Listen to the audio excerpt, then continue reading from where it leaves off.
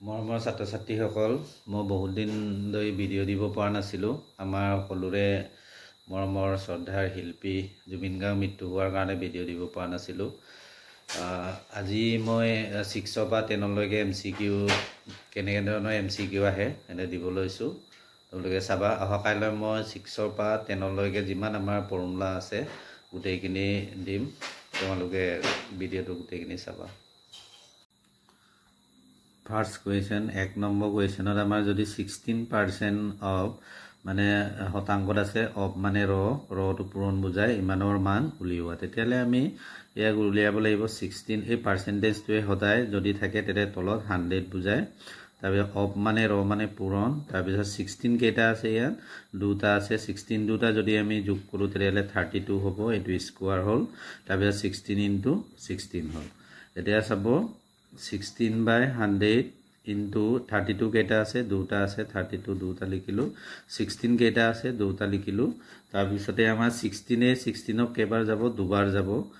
16 32ক দুবাৰ যাব। 16 32ক কেইবাৰ যাব, দুবাৰ যাব। 2ৰে ইয়াক কেইবাৰ যাব, 50 বাৰ যাব। আকৌ 2ৰে ইয়াক কিমান বাৰ যাব, 25 বাৰ যাব। তেতিয়াহ'লে 16 কিমান হ'ব, 25। তেতিয়াহ'লে 25ৰে আমি 16ক হৰণ কৰিব লাগে। অপশ্যনত আমাৰ যিহেতু নাই, এইটো পইণ্টত আছে। তেতিয়াহ'লে আমাৰ 25টো ডাঙৰ হ'ল, পইণ্ট এটা দিলোঁ, 0 আহিলে। তাৰপিছত আমি কেইবাৰ দিম, 6বাৰ দিলোঁ। 6বাৰ দিয়াৰ লগে লগে কিমান হ'ব, 150 হ'ব। 6 5 × 30, 6 2 × 12, 13 6 15 হ'ব। তাৰপিছত এইটো 0, 6ৰ পৰা 5 গ'লে সেইফালে 6ৰ পৰা 5 গ'লে 1, পইণ্ট দিয়াৰ লগে লগে 0। তাৰপিছত এইটো কিমান হ'ব, 4 25 100। তেতিয়াহ'লে অপশ্যন কোনটো শুদ্ধ হ'ল, আমাৰ ডি অপশ্যনটো শুদ্ধ হৈছে। নিশ্চয় বুজি পাইছে। আৰু এটা ইম্পৰ্টেণ্ট কুৱেশ্যন, এইটো পৰীক্ষাত আহি থাকে। ইফ যদি আমাৰ a/b = 4/3 then find the value of, এইটো উলিয়াব আহে।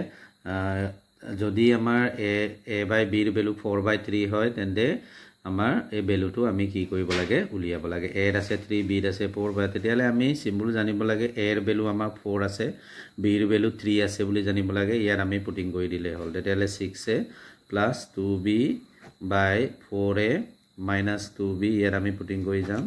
6a ৰ ভেলু কিমান আছে, আমাৰ 4 আছে। a ৰ ভেলু 4 আছে। তাৰপিছত +2, b ৰ ভেলু আমাৰ কিমান আছে, 3 আছে। 4a ৰ ভেলু কিমান আছিলে, আমাৰ a ৰ ভেলু আছে 4 -2, b ৰ ভেলু কিমান আছে, 3। তেতিয়াহ'লে 6 4 × 24, তাৰপিছত 2 3 6, 4 4 × 16, এইফালে -2 3 × কিমান হ'ব, 6 হ'ব। তেতিয়া এইটো মাইনাছ কৰি দিয়ক, এইটো ওপৰটো প্লাছ কৰি দিয়ক। এইটো কিমান হ'ব, 30 হ'ব। তলৰটো কিমান হ'ব, 10 হ'ব। এইটো 10ৰে ইয়াক কেইবাৰ যাব, 3 বাৰ যাব। তেতিয়াহ'লে আনচাৰ কিমান হ'ল, 3। তেতিয়াহ'লে কোনটো অপশ্যন শুদ্ধ হৈছে, আমাৰ এ অপশ্যনটো শুদ্ধ হৈছে। নিশ্চয় বুজি পাইছে। এইটো খুব আহি, এইটো আমাৰ ইম্পৰ্টেণ্ট এটা কুৱেশ্যন। এইটো ভেলুটো দিয়া আছে, এণ্ড গড় আৰু মধ্যমা মানে মিন আৰু কি মেডিয়ান উলিয়াব লাগে। অপশ্যন এইটো গড় আৰু মধ্যমাৰ ভেলুকেইটা দিয়া আছে A B C D। আমি এতিয়া অংকটো কৰি চাব লাগিব। আমি আটাইতকৈ সৰুৰ পৰা লৈ ল'ব লাগে, ক্ৰম অনুযায়ী আমি লৈ ল'ম। -5 -4 -2 +0 প্লাছ কৰিব লাগে। প্লাছে মাইনাছে মাইনাছ, এইটো কাৰণে মই ডাইৰেক্ট মাইনাছ দিছোঁ। তাৰপিছতে আহিলে +1 দুটা আছে, 2 এটা আছে, 3 এটা আছে, 4 এটা আছে, 6 এটা আছে। টোটেল কেইটা হ'ল আমাৰ ইয়াত 11টা হৈছে। 1 2 3 4 5 6 7 8 9 10 11 হৈছে। এতিয়া কি হ'ব, মাইনাছে মাইনাছে পেলাই 9 হ'ব। 9 আকৌ মাইনাছে মাইনাছে প্লাছ, 9 আৰু 2 যোগ কৰিলে -11 হ'ব। প্লাছ তাৰপিছত এইকেইটা 6 4 10, 13 14 15 16 17 হ'ব। 17 হ'ল, 11। তাৰপিছত 17ৰ পৰা -1 কৰি দিলে কি হয়, 11 কৰি দিলে কিমান হ'ব, 6/11 ডাঙৰ আগত প্লাছ চিন আছে। তেতিয়াহ'লে আমাৰ এইটো হৈ গ'ল 6 অপশ্যন ক'ত আছে, 6/11। এইটো মধ্যমা এতিয়া আমাৰ 1 হ'ব নেকি, চাই লওঁ আমি। মধ্যমা 1 হ'ব নেকি, ইফালৰ পৰা হিচাপ কৰি চাওক। আমাৰ যুগ্ম নে অযুগ্ম, যিহেতু আমাৰ এইটো অযুগ্ম হয়, 11টো অযুগ্ম হয়। অযুগ্ম ফৰ্মুলা এটা আছিলে আমাৰ n + 1/2। তেতিয়াহ'লে nৰ ভেলু 11 আছে, 1/2, এইটো কিমান হ'ব, 12 হ'ব। 2ৰে 12ক 6 বাৰ গ'ল।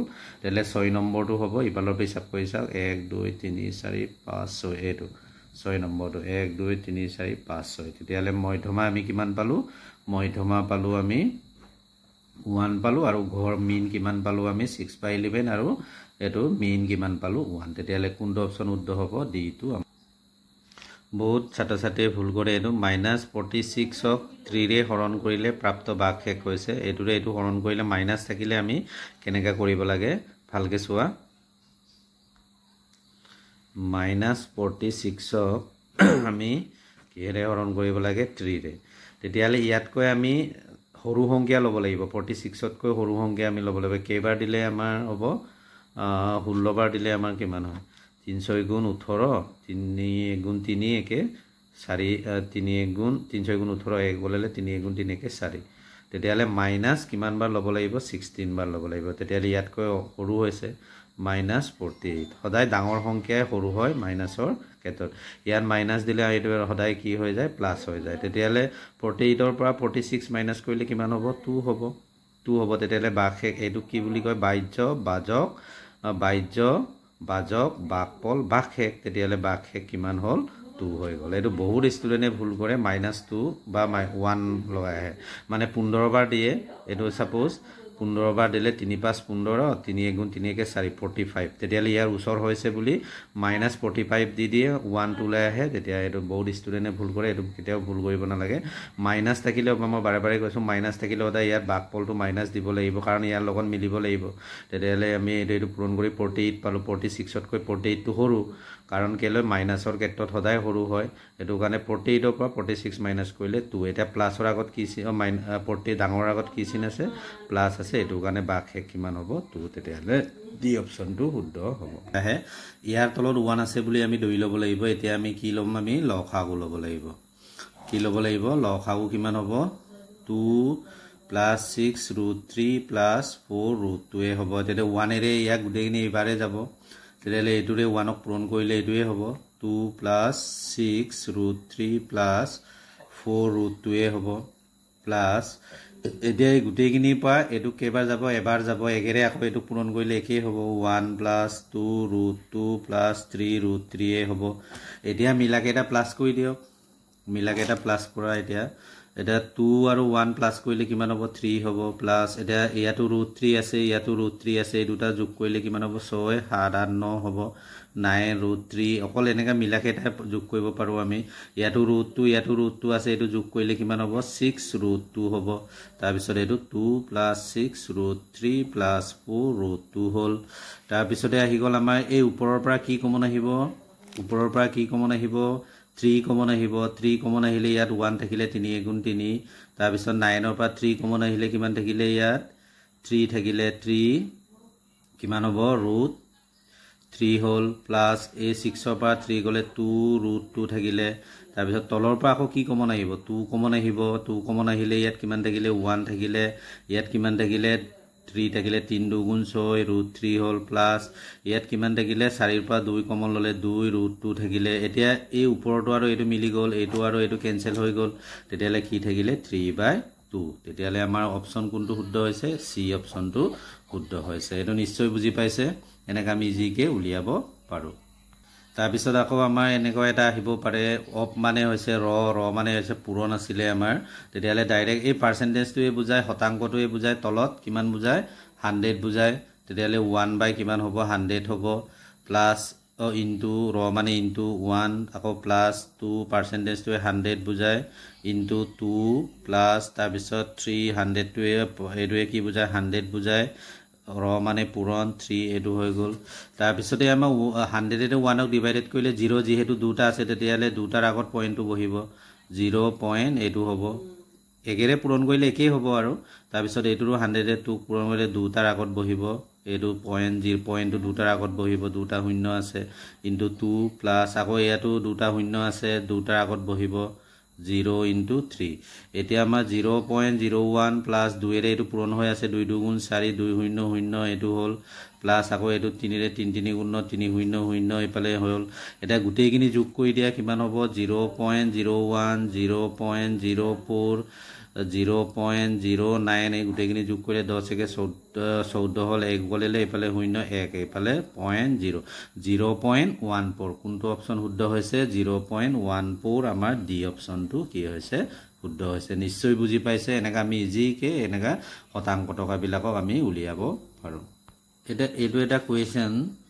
এডিআৰিত আহিছে the sum of the roots of the quantity equation 2x square minus 5x plus 3 equal to 0 দ্বিঘাত সমীকৰণৰ 2x স্কোৱাৰৰ সমাধানৰ কেইটাৰ যোগফল উলিওৱা যোগফলৰ সূত্ৰ এটা আমাৰ আছে তেনেকৈ এটা নিশ্চয় বুজি পাব alpha plus beta equal to শূন্য দুটাৰ যোগফল alpha plus beta equal to minus b by a হয় মানে মাইনাছ কি হয় বি বাই এ হয় এইটোক আমি আদৰ কটাছ বুলি কওঁ এইটো ideal identity x square plus bx plus c equal to 0 হয় এৰ ভ্যালুটো আছে এটো প্ৰথমটো এৰ ভ্যালু বুলি ধৰা হয় a equal to আমাৰ 2 আছে b ৰ ভ্যালুটো আমাৰ কিমান আছে এটো মাইনাস থাকিলে -5 আছে c ৰ ভ্যালু কিমান আছে 3 আছে তেতিয়ালে আমাৰ শূন্য দুটাৰ যোগফল ইকুৱেল টু কি আছিল alpha plus beta equal to -b by a তেতিয়ালে ইয়াত b ৰ ভ্যালু আমি কিমান পালো -5 পালো a ৰ ভ্যালু কিমান পালো 2 পালো তেতিয়ালে মাইনাসে মাইনাসে কি হৈ গল প্লাস হৈ গল 5/2 তেতিয়ালে কোনটো অপচন শুদ্ধ হ'ব